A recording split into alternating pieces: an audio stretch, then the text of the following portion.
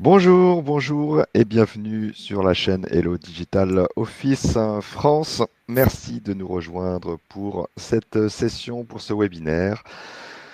Aujourd'hui, nous avons souhaité adresser la thématique de la démarche numérique éco-responsable. Et puisque c'est notre activité, nous allons décliner ce sujet au projet de GED Workflow. Donc je me présente, je suis Émeric Martin, je suis responsable consulting chez Hello. Donc je représente ici l'éditeur d'une solution de GED Workflow. Néanmoins, notre propos sera assez générique.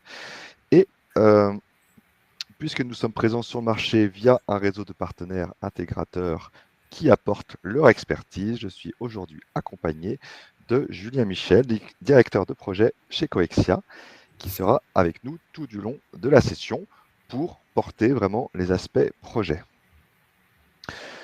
Donc nous sommes ensemble pour environ 45 minutes. N'hésitez pas à nous adresser vos questions via l'interface de questions qui est à votre disposition. Nous vous répondrons soit en live en fin de session si le temps nous le permet, ou soit de toute façon en vous recontactant individuellement. Et je vous propose avant toute chose d'en venir au sommaire. Donc nous allons rapidement, mais vraiment très rapidement présenter nos entités pour que vous sachiez un petit peu d'où nous parlons. Ensuite, nous viendrons à la notion de numérique éco-responsable que ensuite nous appliquerons et nous transposerons dans le cadre de projets GED Workflow. Les présentations, effectivement, maintenant, alors nous allons les dérouler un petit peu sous l'angle, effectivement, de la démarche RSE, donc responsabilité sociétale des entreprises.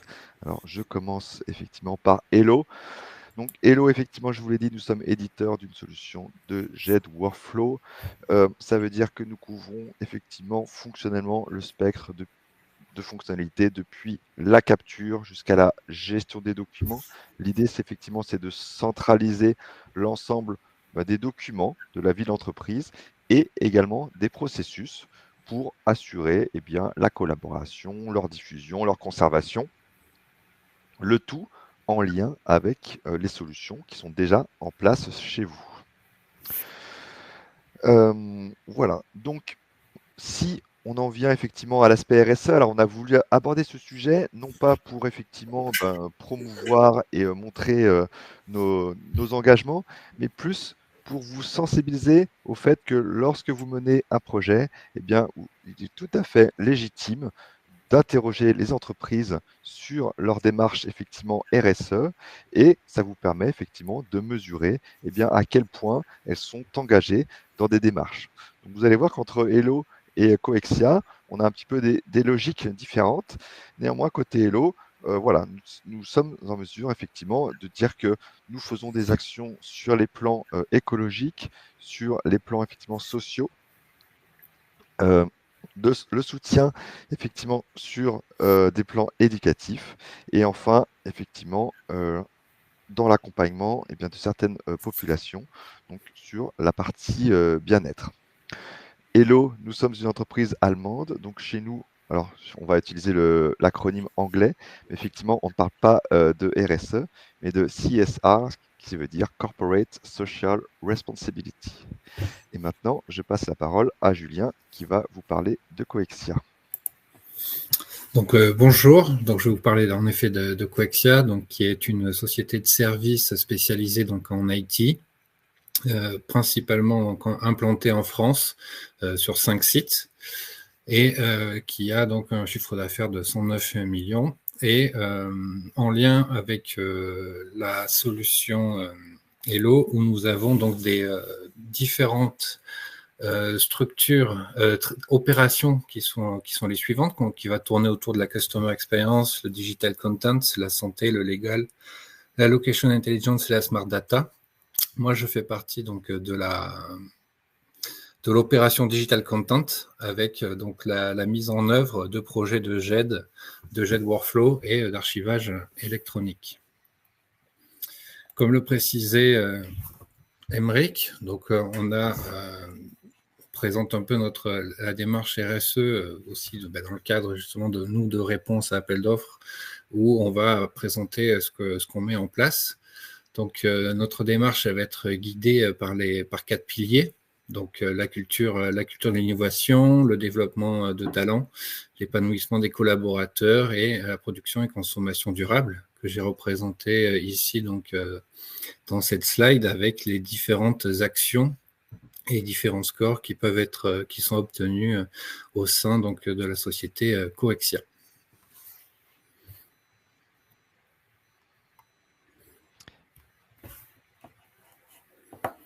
Donc on en vient effectivement à la deuxième partie, c'est-à-dire le cœur de notre sujet, et donc qui va tourner autour de la notion de numérique éco-responsable. Et avant cela, on peut même déjà se poser la question de eh bien, ce que l'on va chercher à améliorer et des finalités. Donc, les objectifs du numérique éco-responsable, ils sont multiples et ils visent à réduire l'impact environnemental et sociétal du numérique tout en créant de la valeur ajoutée. Donc, les principaux objectifs au niveau de l'impact, ça va être de réduire l'empreinte écologique. Le numérique, il représente environ 4% des émissions mondiales de gaz à effet de serre. Donc, il est crucial, on va dire, de mettre en place des pratiques pour réduire cette empreinte écologique. Ça peut inclure la réduction de la consommation énergétique des data centers, l'optimisation des ressources utilisées et la promotion de technologies plus écologiques. En termes social, on va avoir l'amélioration de l'accessibilité des services numériques. En France, on a à peu près 17% de la population qui est touchée par l'électronisme, c'est-à-dire donc la fracture numérique. Il est essentiel de rendre ces services numériques accessibles à tous, y compris donc aux personnes en situation de handicap, que ce soit visuel, auditif, moteur ou cognitif. Donc pour cela, ça inclut en fait la conformité au référentiel général d'amélioration et de l'accessibilité, qu'on appelle RG2A. En termes éthiques, le respect des normes est un pilier du numérique éco-responsable. Ça inclut la protection des données personnelles, conformément au RGPD, l'intégration de clauses sociales dans les marchés publics et la promotion de pratiques responsables et durables. Le numérique éco-responsable doit aussi permettre l'émergence de nouveaux comportements et valeurs. Donc, cela inclut la création de services numériques utiles, utilisables et utilisés, qui répondent à des besoins réels et non à des envies. Donc, en résumé, les objectifs du numérique éco-responsable sont de réduire l'empreinte écologique, d'améliorer l'accessibilité des services numériques, de respecter les normes éthiques et de créer de la valeur ajoutée. Okay. Et donc, sur la base de ces objectifs, on peut définir le numérique éco-responsable finalement comme l'ensemble des actions qui vont permettre de, d'une part, réduire l'impact environnemental et sociétal du numérique professionnel, et d'autre part, de mettre le numérique professionnel au service de l'environnement et du sociétal. Donc, cette réciprocité, elle se retrouve dans les approches que va expliciter Julien. Donc, en effet, le numérique responsable, il va englober les 4 approches suivantes. Donc, on a le Green for IT, l'IT for Green, l'Human for IT et l'IT for Human. Pour le premier, le Green for IT, c'est de réduire l'empreinte environnementale du numérique en suivant la règle des 5 R, donc qui est donc refuser les produits à usage unique, de réduire la consommation de biens, réutiliser ce qui peut l'être et recycler ce qui ne peut pas être réutilisé et réparer ce qui peut l'être. Donc, par exemple, on va éviter l'achat de nouveaux matériels lorsque ceux existants sont encore utilisables et donc cela va permettre de réduire l'extraction de minéraux et de terres rares. Côté IT for Green, on va utiliser le numérique pour réduire l'empreinte environnementale. Par exemple, le télétravail qui va permettre de diminuer les déplacements en véhicules polluants en réduisant donc ainsi les émissions de gaz à effet de serre. Ainsi, il peut permettre de réduire l'empreinte environnementale du travail. Mais le télétravail a aussi des impacts. On va avoir des achats numériques qui vont exploser, des imprimantes, des écrans pour reproduire l'environnement de travail qu'on peut avoir sur site pour avoir la même chose chez nous à la maison. On va utiliser peut-être plus de la visioconférence qui va générer donc une consommation de données très coûteuse en énergie, alors que si on était sur site, on pourrait se mettre dans des salles de réunion. L'enjeu, à chaque fois, c'est d'éviter les effets rebonds, donc tout ce qui va être autour de la consommation énergétique, mais également pour le télétravail, c'est des déplacements moins fréquents, certes, mais qui peuvent être peut-être plus longs, parce qu'on s'est installé plus loin de son lieu de travail.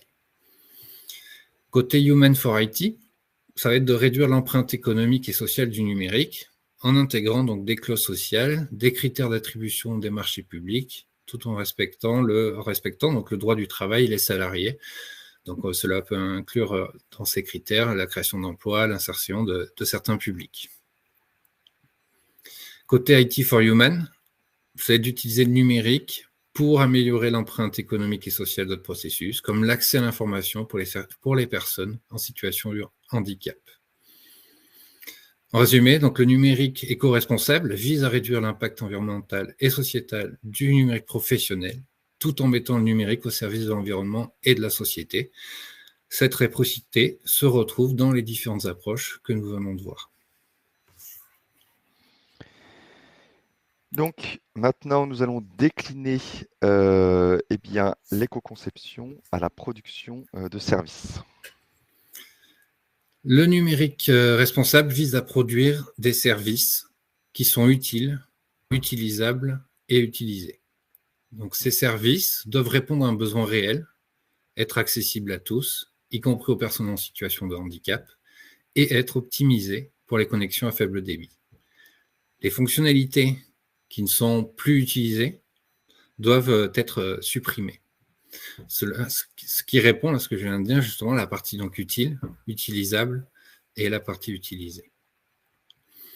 Dans une démarche de conception responsable des services numériques, les leviers qui sont par étape de cycle de vie sont les suivants. Là où on va apporter le plus, là où on va être le plus impactant, ça va être au niveau donc de la conception fonctionnelle et technique, parce que c'est ici qu'on aura à peu près 60% des améliorations qui seront possibles.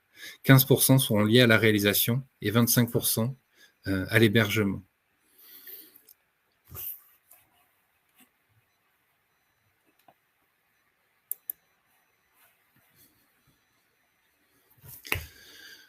Donc maintenant, si on passe au point un peu sur la législation, en particulier donc avec la loi dite REEN, qui va s'articuler donc autour de 5 objectifs clés. Cette loi, elle est pour but, les 5 objectifs clés, sont de sensibiliser les utilisateurs à l'impact environnemental du numérique par de la formation. Ça va être aussi de limiter le renouvellement des appareils numériques par l'interdiction, par exemple, de l'obsolescence en prenant en compte l'indice de réparabilité. Donc ça, par rapport à plus, on va dire, à du matériel. Mais en termes logiciels, ça peut également s'appliquer, qui peut être défini comme une obsolescence trouvant sa cause dans l'indisponibilité ou le dysfonctionnement dans le logiciel. Un autre objectif est également de pouvoir promouvoir des centres de données et des réseaux moins énergivores et d'encourager donc une stratégie numérique responsable dans les territoires. En résumé, une démarche numérique responsable permet d'anticiper la réglementation actuelle et celle à venir en intégrant des pratiques éco-responsables dès la conception des projets numériques.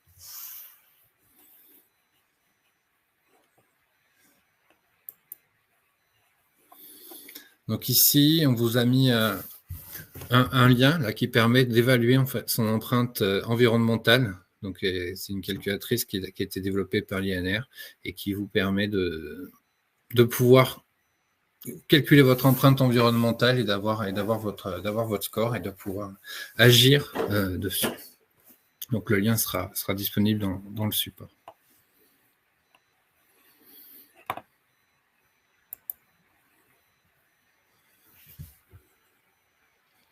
Donc on passe maintenant à la troisième partie, qui est effectivement le fait maintenant d'appliquer tous les concepts que Julien a évoqués dans le cadre d'un projet de jet de workflow. Alors voilà, on va faire rapidement ensemble, mais très rapidement, balayer ce qu'est un projet de jet de workflow pour être bien sûr de savoir de quoi on parle. Et puis ensuite, Julien déclinera toutes les phases d'un projet et les analysera au vu de ce qui a été dit précédemment, au vu des principes énoncés précédemment.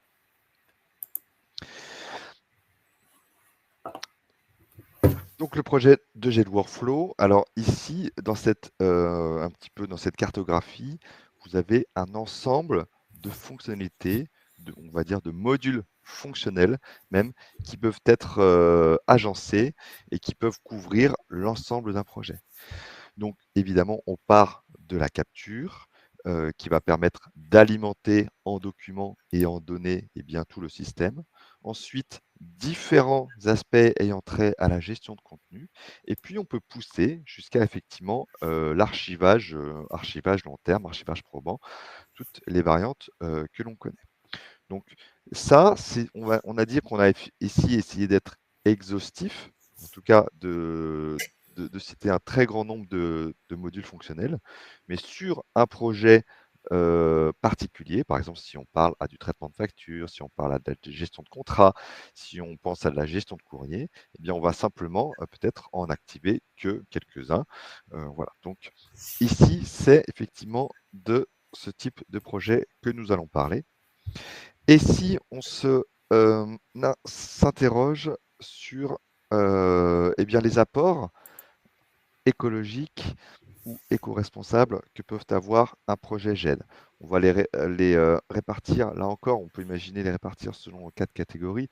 Donc, bien sûr que sur la partie écologique, vous avez tous entendu parler de la notion effectivement du sans-papier. Donc, on va venir réduire la consommation de papier et des déchets associés. Attention bien sûr à l'effet rebond, c'est-à-dire que le fait de s'équiper d'un parc informatique performant a bien sûr des impacts, et d'où l'intérêt de le dimensionner, d'où l'intérêt de choisir des solutions pérennes. Mais ça, Julien va revenir dessus par la suite. Sur l'aspect social, on va venir bien sûr améliorer la collaboration et la communication, et de manière générale, l'accessibilité aux informations. Donc ça veut dire qu'à la fois au sein de ces équipes, mais aussi si ce que l'on réalise a des impacts effectivement, par exemple sur le grand public, on va plutôt avoir un effet bénéfique. Effet bénéfique sur la création de valeur avec un gain d'efficacité et de productivité certain.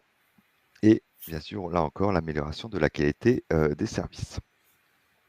Enfin, sur l'aspect éthique, le fait de centraliser ces informations dans un système va nous permettre de gérer plus finement tous les aspects liés aux normes éthiques et légales. Et en l'occurrence, on va pouvoir mieux répondre notamment aux règlements de protection de la vie privée et des données personnelles.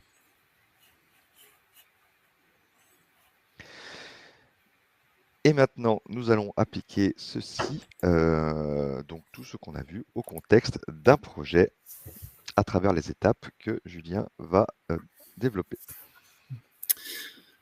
Dans la démarche d'un projet éco-responsable, on a 3 grands stades du cycle vie d'un service numérique, représentés donc par les couleurs orange, vert clair et vert foncé, qui vont être donc les stades avant projet, pendant le projet et après le projet. Donc là, on va passer les 8 étapes de manière un peu rapide et rentrer dans le détail dans les slides suivantes. Le premier, ça va être la collecte des besoins, définir le besoin à satisfaire. Cette première étape va consister à définir clairement les besoins. Il est crucial de s'assurer que la demande répond à un besoin réel et non à une envie. Au niveau de la conception, on doit intégrer donc les principes d'éco-conception pour réduire l'impact environnemental à toutes les étapes du cycle de vie. On doit inclure dans cette conception l'optimisation du parcours utilisateur, et également gérer la fin de vie de ces objets numériques qu'on va traiter. Au niveau du codage, lors de la mise en œuvre, il est important de choisir des technologies adaptées et de privilégier donc des frameworks open source ou sur mesure pour éviter les solutions lourdes et gourmandes en ressources. Donc cela veut dire que même au niveau intégrateur ou au niveau éditeur, d'utiliser les frameworks ou avec une grande communauté pour éviter que ceux-ci ne soient plus utilisés ou maintenus. Au niveau intégration, ça va être d'intégrer des briques technologiques, et cette intégration doit être réalisée de manière à optimiser l'utilisation des ressources au niveau matériel ou au niveau ressources sur les serveurs, et à éviter les anomalies. Il est également important de veiller à la compatibilité de ce qu'on va mettre en place avec le matériel existant pour éviter l'obsolescence. Au niveau des tests, les tests doivent garantir un applicatif sans anomalie pour éviter donc les consommations de ressources inutiles. Au niveau du déploiement, au moment où ce service numérique devient opérationnel, on doit adapter la qualité de ce service et le niveau de disponibilité à chaque environnement qui aura été mis en place dans le cadre du projet. Donc, sur les environnements de développement, sur les environnements de test chez l'intégrateur et les environnements de recettes qui peuvent être chez le client et l'environnement de production, bien évidemment. Au niveau du déploiement, on va préférer des serveurs virtualisés ou containerisés pour une utilisation optimale des ressources et mettre en place un suivi des serveurs dans l'infrastructure. Ce qui va concerner la maintenance, donc ça va être tout ce qui est derrière les tierces, souvent ce qu'on utilise, les tierces maintenance applicatives. Elles doivent inclure donc des corrections, des évolutions ainsi que des patchs de sécurité, tout ça pour garantir la pérennité du service numérique. Il est également important de prévoir la fin de vie des collections de données ou des documents pour éviter à ce moment-là le stockage inutile.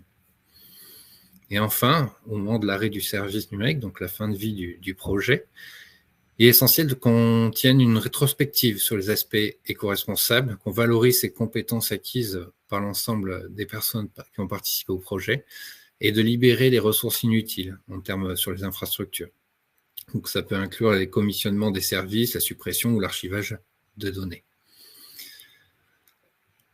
En fonction des méthodes de projet, que ce soit les méthodes agiles ou les méthodes en cycle en V, on peut estimer que les méthodes agiles peuvent être plus favorables à l'éco-responsabilité en permettant une utilisation plus efficace des ressources et en réduisant le gaspillage. Mais le choix entre un projet agile et un projet au forfait va dépendre de nombreux facteurs et il est important d'évaluer chaque option en fonction des besoins spécifiques du projet et de l'environnement dans lequel il va évoluer. Donc là, je vais maintenant rentrer un peu plus dans le détail donc au niveau de chaque étape. Donc on va voir la première étape, ça va être donc avant le projet, donc au démarrage. Différents aspects, différents points clés à voir, comme déjà convaincre au niveau du client, de convaincre le sponsor, que ce soit donc côté financier ou côté dirigeant d'entreprise, qui va être important de mettre en avant donc le retour sur investissement, les risques financiers, les risques d'image, les valeurs de l'entreprise, que ce soit au niveau planète ou les aspects liés à la planète ou à l'éthique, pour indiquer que c'est important, qu'il faut qu'il y ait du numérique responsable dans le projet. Également, comme on a pu le préciser un peu avant, sur la sélection des fournisseurs ou des partenaires, qui vont être, comme vous pouvez indiquer donc, dans les cahiers des charges, qui peuvent partager les mêmes valeurs que vous en tant que les mêmes valeurs éco-responsables, d'interroger ces entreprises sur leurs pratiques et peut-être de privilégier celles qui ont des engagements clairs en matière de durabilité. C'est pour ça qu'on a profité en termes au début de la séance de pouvoir présenter rapidement avec Emric les différentes démarches qui ont pu être mises en place au sein de chaque société. Il y a aussi peut-être des règles qui peuvent être mises en place au démarrage du projet et qui peuvent évoluer au sein. Ça va être les réunions, les différentes réunions en distanciel. Ça va être de les privilégier, en tout cas pendant la durée du projet. Ça va permettre de réduire les déplacements et l'empreinte carbone. Et même avec ça, en fait, il est recommandé, parce qu'on vous donne une information, en effet, c'est que les réunions Teams, par exemple, avec les caméras, au final, ça consomme 10 fois plus de données que l'audio. Donc, il faut avoir un juste milieu entre la partie réunion en présentiel, réunion distancielle, lesquelles doivent être faites avec la caméra ou avec des partages d'écran. Donc, il faut arriver à trouver le juste milieu, mais c'était une information sur la consommation de données.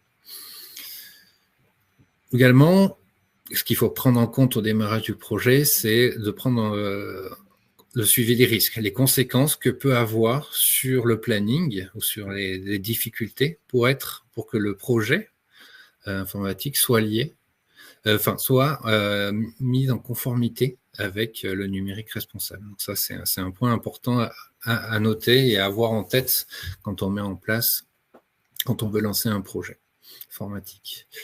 Ce qui peut être intéressant aussi au démarrage, c'est d'avoir déjà constitué une base de connaissances pour, s'il y a déjà eu des projets numériques responsables qui ont été faits, de pouvoir récupérer, bénéficier des retours d'expérience de chacun.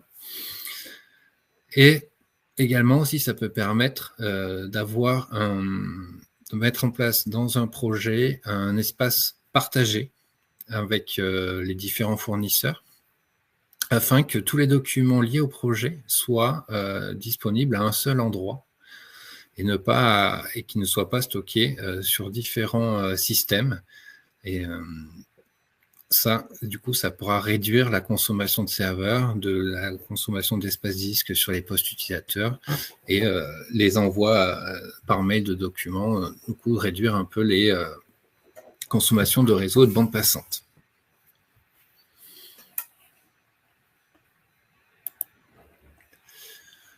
Sur la deuxième étape, donc là, on était avant le projet. Maintenant, donc on est au lancement, la première étape qui va être l'analyse des besoins et spécifications.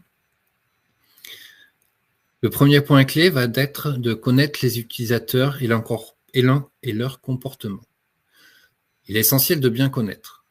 Il faut que lors de ces réunions, d'ateliers fonctionnels, il y ait la participation d'un représentant métier pour s'assurer que les besoins sont correctement identifiés et pris en compte.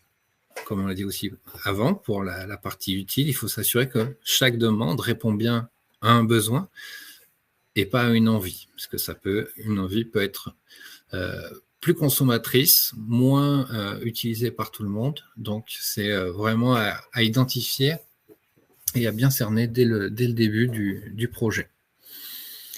Il va falloir quantifier le besoin, c'est-à-dire sur pas mal d'éléments, on va s'orienter un peu plus sur le côté technique, sur la résolution d'une image, le nombre d'éléments par page.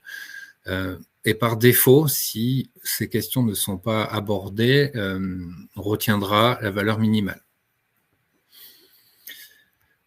Il y aura la partie optimiser le parcours utilisateur. Ce parcours, faut qu'il soit optimisé pour réduire la consommation de ressources. Par exemple, dans une GED, il va être important de faciliter l'accès rapide à l'information, que ce soit aux documents, aux métadonnées, que ce soit via la recherche plein texte, via un plan de classement clair et avec pas trop de sous-dossiers et un nombre de clics important pour atteindre l'information recherchée. Et pour que tout ça soit facile, il faut que l'indexation des documents soit bien définie. Si on revient aussi sur la partie un peu résolution d'image, nombre d'éléments, il faudrait voir aussi ce qu'il est possible justement à mettre en place dans la GED, à l'affichage. On pourrait très bien imaginer mettre en place, demander à que ça soit mis en place, de ne pas charger le document lorsque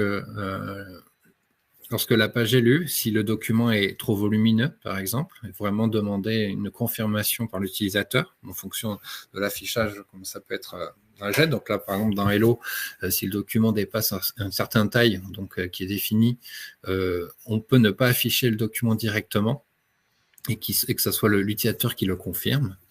On pourrait aussi très bien peut-être envisager des lectures de documents où la GED affiche seulement la première page et ne télécharge pas tout le document, et c'est juste la première page qui est téléchargée, et si l'utilisateur va sur la seconde page, elle est chargée à ce moment-là, et le document n'est pas chargé directement. Ça peut aussi éviter justement d'utiliser trop de bandes passantes.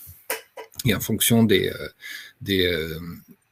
réseaux, si en bas débit, etc., ça peut permettre ne pas avoir à attendre plusieurs secondes, plusieurs minutes en fonction de la taille du document et sa connexion. Il faudra également, donc dans cette phase de spécification, étudier la gestion de la fin de vie des objets. Il faut qu'on le prévoie en fait dès le début, que ce soit au niveau des données, des serveurs ou des environnements, au moment où on va définir que ce soit au niveau fonctionnel comme au niveau technique ou architecture. Derrière, cette gestion de vie, ça va inclure l'élimination, l'archivage ou la conservation des objets selon leur utilité.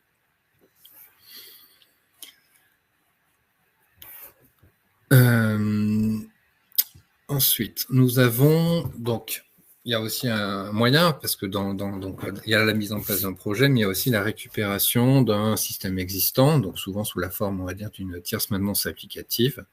Au moment de cette analyse de besoins et des spécifications, ce qui est intéressant, ça serait aussi de déterminer ce qu'il faut conserver, parce que au moment où on le récupère, il y a peut-être des fonctionnalités, refaire le tour des fonctionnalités et voir si toutes ces fonctionnalités sont utilisées. Si elles ne le sont pas, on pourrait décider de nettoyer et de supprimer pour éviter donc du gaspillage pour éviter le gaspillage de ressources. Ce qui est important aussi dans l'analyse des besoins, ça va être de connaître le matériel et le navigateur des utilisateurs qui vont utiliser l'application aujourd'hui et demain.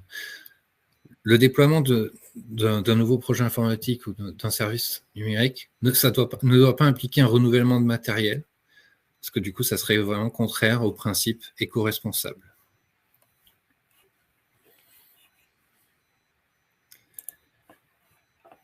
En complément sur l'analyse de besoins et spécifications, là, si on passe plus un peu sur les parties mail, il faut qu'on propose dans un projet, en tout cas par là, on pourrait dire au niveau de la GED, des alternatives à tout ce qui pouvait se faire avant la mise en place d'une GED sur les envois de documents par mail, le stockage de documents à plusieurs endroits qui vont encombrer déjà les boîtes mail et qui vont encombrer également d'autres espaces et de stocker des documents à plusieurs endroits. Donc, en alternative à l'émission de mail, on peut imaginer, dans le cadre d'un workflow, qu'on peut utiliser des alertes, que ce soit au niveau de l'application ou des tableaux de bord, pour éviter ces envois. On pourrait quand même définir des notifications qui peuvent être paramétrables pour éviter le phénomène de spam. On peut se dire qu'au lieu qu'à chaque fois qu'on avance dans le workflow, au lieu d'envoyer un mail à chaque fois, on pourrait très bien paramétrer des notifications de manière quotidienne, hebdomadaire, qui va recenser l'ensemble des actions ou des notifications au sein de la GED qu'il y a pu avoir, mais dans un seul mail. Ça peut éviter en fait qu'on reçoive beaucoup de mails et qu'en plus au bout d'un moment on ne les lit même plus et qui sont avec des règles qui peuvent être mises par exemple dans Outlook. Donc en fait on utilise les notifications mail mais on n'en lit aucune. Après on va passer plus sur les réductions des tailles des pièces jointes, la liste des destinataires. Ça c'est on va dire plus dans le cadre du projet. Si on peut, en effet, si on s'envoie des pièces jointes, ça serait bien de pouvoir recommander de réduire leur taille. Et ce qui serait encore mieux, c'est de pouvoir, surtout si les documents sont présents dans la GED, de pouvoir envoyer en fait un lien hypertexte, comme on peut faire des fois j'ai posé tel document sur un serveur partagé, d'envoyer le lien où se trouve le document au lieu de l'envoyer par mail pour que la personne en prenne connaissance. Donc ça, dans une GED également, on peut le faire, c'est identique. Avoir un lien qui ouvre directement le document dans la GED et évite d'avoir envoyé des pièces jointes et que ces pièces jointes se trouvent à différents endroits. On peut également, surtout si on envoie des pièces jointes et qu'on met une liste des destinataires assez conséquente, ça veut dire que tous ce document, ces pièces jointes qui auront été envoyées, seront présentes sur chaque espace de la boîte aux lettres de chaque destinataire. qu'on peut aussi dire sur les mails, peut-être les mails internes, toutes les images qui peuvent être présentes dans les signatures. C'est de les enlever pour réduire le poids de chaque mail et ne pas avoir d'encombrer toutes les boîtes mail pour juste des images, que ce soit les logos de société ou etc. Julien, ouais. Il nous reste 10 minutes, juste pour te donner un indice. J'accélère. Merci. Sur la partie architecture logicielle, ce qu'il faut avoir en tête, c'est de réduire la puissance informatique nécessaire. Il faut que le service, la conception du service fonctionne avec le matériel existant, comme j'ai dit précédemment, voire avec le matériel d'hier. Cela va permettre de réduire la consommation de serveurs, de bande passante et de puissance des terminaux utilisateurs. En veillant à cette compatibilité avec ce matériel, on va éviter l'installation de surcouches logicielles qui pourraient induire une obsolescence du matériel. On va devoir limiter les accès au réseau. Il faut que le service fonctionne avec des connexions à faible débit. Et sur la conception au niveau logiciel, il faut capitaliser sur les acquis. Il faut qu'on utilise des technologies avec une importante communauté, comme je disais un peu plus dans la manière générale, pour permettre de bénéficier de bibliothèques existantes et d'éviter de réécrire du code à cause d'une brique technologique devenue obsolète. Souvent, on va plus essayer de privilégier des frameworks open source ou du sur-mesure à des solutions lourdes qui permettent plus de souplesse dans l'optimisation technique.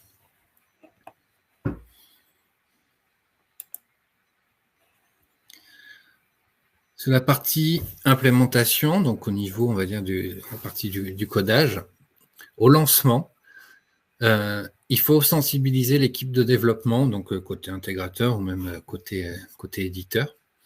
Il faut les sensibiliser à la démarche éco-responsable. Donc pour faire cela, on va les inclure dans des formations et également faire des retours réguliers, prévoir des retours réguliers sur les pratiques éco-responsables à adopter.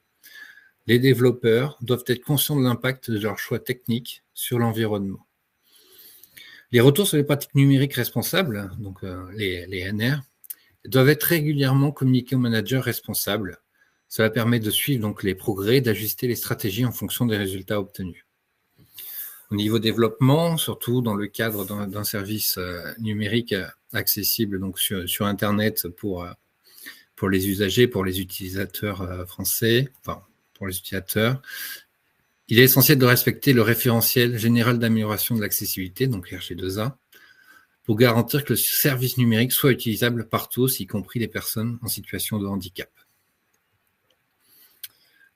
Il faut inclure dans cette partie l'optimisation des performances.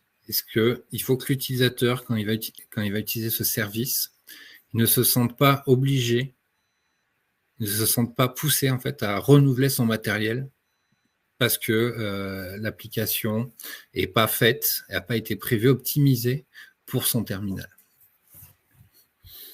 Et de plus, donc, intégrer de la sécurité informatique au niveau du site qui va être développé, pour empêcher les usages abusifs. Et comme ça, l'éco-conception va réduire la surface d'attaque.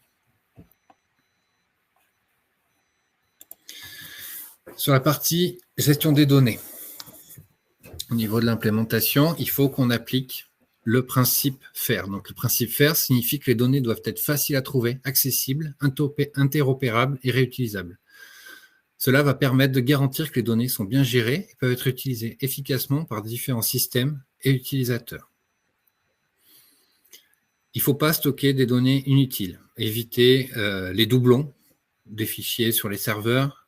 Il faut prévoir aussi la fin de vie de ces collections de données ou de documents, donc une date d'expiration, à quel moment le document n'a plus de valeur et qu'on peut le détruire. Peut-être même qu'un document, au moment où on a traité dans un workflow, il n'est peut-être plus, utile et pourrait être supprimé. Donc, par exemple, dans une GED, on peut avoir une fonction de contrôle de doublon. Au moment du dépôt, on peut définir il y a une information comme quoi ce document a déjà été déposé et on pourrait le déposer en tant que référence dans un autre dossier, ce qui nous permettrait donc de le voir à 2 endroits ou plus, mais que le document est stocké une seule fois, est stocké physiquement une seule fois. Dans cette gestion des données, l'implémentation, il faut que le cycle de vie des documents soit clairement défini avec des zones de stockage adaptées. Donc, par exemple, pour les documents vivants, GED, on va plus les stocker sur des SSD, qu'on appellera zone chaude, tandis qu'il y a des documents archivés. Donc, si on est plus dans un système d'archivage électronique, de les stocker sur des supports de stockage classiques, qu'on va plutôt appeler donc la zone froide.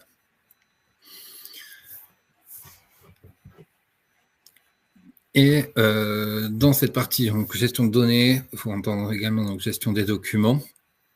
On revient un peu sur la partie justement optimiser l'affichage des PDF, parce qu'un document est rarement lu en entier lorsqu'ils sont longs. Donc voir comment on peut proposer un téléchargement ou un affichage au sein de la GED qui soit par chapitre, par page, pour que ça soit le plus qui utilise le moins de bande passante. Au niveau de la partie recettes, que ce soit les tests fonctionnels et techniques, l'objectif ici, c'est de livrer, comme tout objectif pour tout projet, c'est de livrer un applicatif sans anomalie. Parce que livrer un applicatif sans anomalie va éviter des consommations de ressources inutiles liées à la stabilisation de la version. Cette non-qualité va entraîner des coûts, des surcoûts et des anomalies qui peuvent impacter la performance globale du projet. Donc, par exemple, si on arrive à livrer un applicatif sans anomalie, ça va peut-être nous permettre d'arrêter des plateformes, que ce soit des plateformes de recettes, des plateformes de dev, des plateformes de recettes, qui peuvent être chez l'intégrateur. Donc, nous, on peut avoir des plateformes de QA et d'intégration, comme on peut avoir des plateformes de qualification de recettes chez le client, qui pourraient être arrêtées pendant les périodes de creux, c'est-à-dire si pendant la recette, il n'y a pas d'anomalie, il n'y a pas de raison d'avoir ces plateformes qui tournent et qui utilisent des ressources. Il faudrait prévoir des tests de performance liés aux performances environnementales du site. Donc là, en fait, en utilisant pour ceux qui sont visibles sur Internet, avec la partie donc éco-index qui permet d'avoir un score entre 0 et 100. Donc là, il y a un petit imprimé écran pour, par exemple, pour le tester pour le site Légifrance.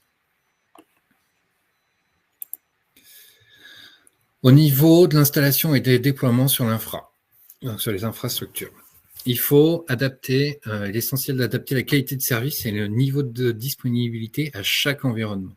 Cela va permettre de garantir une utilisation optimale des ressources et de réduire la consommation énergétique. Il faut installer le minimum requis sur le serveur. Il ne faut pas, ça c'est vraiment pour minimiser la consommation de ressources. Il faudrait supprimer les daemons inutiles qui consomment des ressources et qui ne sont pas nécessaires au bon déroulement du projet. Il faut préférer des serveurs virtualisés à des serveurs physiques. Ça va permettre de mutualiser le matériel et d'optimiser l'utilisation des ressources. Ce qui pourrait être intéressant aussi au niveau des infras, c'est de mettre en place un suivi des serveurs de l'infrastructure pour surveiller leur consommation. Pour surveiller en fait déjà tous les environnements donc, qui sont utilisés pour le projet, donc QA, intégration, recettes, les noms, les statuts, est-ce qu'ils sont utilisés, est-ce qu'il y en a besoin, les services qui tournent dessus, quel est le rôle de cet environnement, est-ce qu'il y a des procédures d'arrêt de démarrage et les plages horaires d'activité du serveur. On pourrait très bien imaginer que c'est utilisé tous les jours de 8h à 20h. Si on a les procédures d'arrêt de redémarrage automatisées, de mettre ça en place, c'est-à-dire qu'à partir entre 20h et 8h, on pourrait couper les serveurs et du coup ne pas utiliser des ressources inutilement.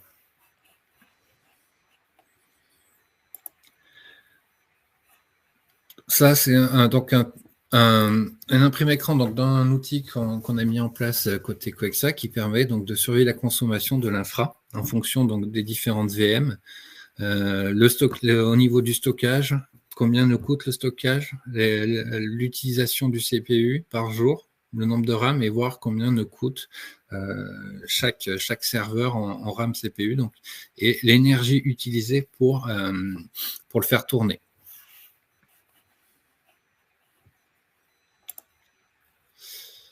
Et pour finir, donc la dernière étape qui va être donc d'accompagner les fins de projet. Ce qui est à retenir, c'est donc de faire une rétrospective en fin de projet sur les aspects NR, qui va permettre pour évaluer les aspects éco-responsables, permettre également de valoriser les compétences acquises, d'identifier les réussites et les points d'amélioration et de pouvoir partager les retours d'expérience. On va, dans cette rétrospective également, pouvoir déterminer si certains composants et briques logicielles qui ont été mis en place peuvent être réutilisés dans d'autres projets. Cela va permettre de pouvoir capitaliser sur les acquis et d'éviter le gaspillage de ressources parce qu'on a déjà réalisé ce composant, cette brique. Ce qu'il faut savoir aussi au niveau infrastructure, c'est les ressources. C'est libérer les ressources qui ne sont plus utiles. En niveau statistique, on a environ 25% de serveurs physiques, 20% de serveurs virtuels qui sont des zombies, c'est-à-dire des ressources inutilisées, qu'on a peut-être oubliées. Et du coup, il est crucial de libérer ces ressources pour optimiser l'utilisation de l'infrastructure. Une fois qu'on a fini le projet, qu'il est clôturé, archivé, c'est de supprimer l'infrastructure qui a été mise en place pour ce service. Ça va inclure également dans l'accompagnement de décommissionner le service et ses dépendances. On peut imaginer donc tous les outils qui ont été utilisés par l'équipe de développement. Prendre un exemple, Channel Teams. Ça va être à la fin de pouvoir le supprimer. Et également tout ce qui va être en termes projet, de supprimer, archiver les données. Ça va inclure donc de supprimer les données inutiles, d'archiver les données importantes liées au projet et de prévoir, même si ces données sont archivées, de pouvoir prévoir quand même la fin de vie de ces collections de données qui pourraient potentiellement à la fin être supprimées. Ça va comprendre également tous les documents ou données qui ont pu être présents dans la GED. Et si il y avait un système de suivi de bugs, c'est également de pouvoir décommissionner, archiver, supprimer toutes ces informations. Et je suis arrivé à la fin. Merci à toi, Julien. Tu peux mettre, s'il te plaît, la slide suivante sur laquelle nous allons probablement nous quitter. Merci pour cet exposé clair qui, je pense, à vous participantes et participants, vous donne probablement une meilleure compréhension de la démarche numérique éco-responsable appliquée au cadre d'un projet de GED Workflow. Voilà, il y a effectivement notre contact à l'écran. N'hésitez pas si vous avez des questions. Je pense que tout le monde a buté parole, Julien, puisque là, je n'ai pas eu de questions au cours de la session. Donc, merci aussi d'avoir respecté le timing. On est juste dans les temps. Donc, je remercie tout le monde. Et puis, je vous souhaite une bonne continuation. Vous pouvez bien sûr nous suivre soit sur nos chaînes Webikeo, soit sur notre chaîne YouTube. Merci à toutes et tous. Et puis, à très bientôt. Au revoir. Au revoir.